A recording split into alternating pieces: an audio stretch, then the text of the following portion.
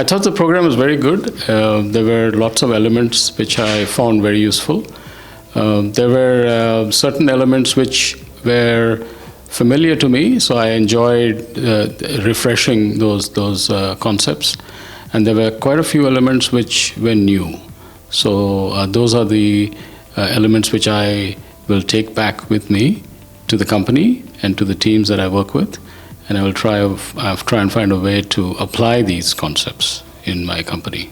The strength, I think the big strength for me would be the people, the participants. Having the engagement with all of the participants was a very big positive for me.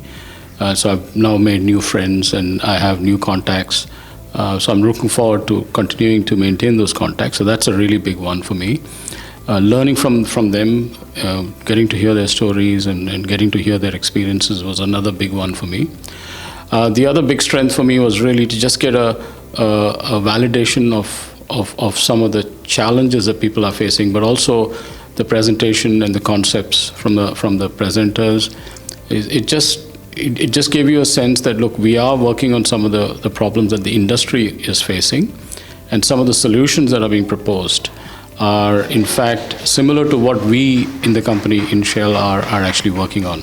So working on those sort of common red threads that we see across the industry and aligning ourselves on those same principles has been quite an effective awareness for me. Yeah. In the first half of the session, which is the first sort of face-to-face session we looked at the human performance principles and those kinds of things. So I certainly enjoyed working through those and also listening to how we can actually apply some of that in the company. So to me that was a big strength, validating some of that knowledge. The other thing for me was during the 2-month period that we had, where we actually created a framework of the problems we face in the company and the kind of solutions that we have to propose and so on. So we framed that at the end of the first session, and we worked on that for the next 2 or 3 months before coming again now for this session, working through that along with the cohort, and then also getting through the webinars and getting some experts to actually help you support some of those solutions and proposals. I think that was also a good strength, getting the cohorts going. And then this time, I think the big thing for me was really the awareness around leadership, and how do you actually see yourself? What kind of a leader are you? And also a reflection and recognition of some of the gaps that you have as a leader. So for me, this session has been very good. This last 3 days has been very good in terms of reflecting on what are the things that I can improve on as a leader. On the personal side, like I said, the leadership, the concepts of leadership, I really enjoyed.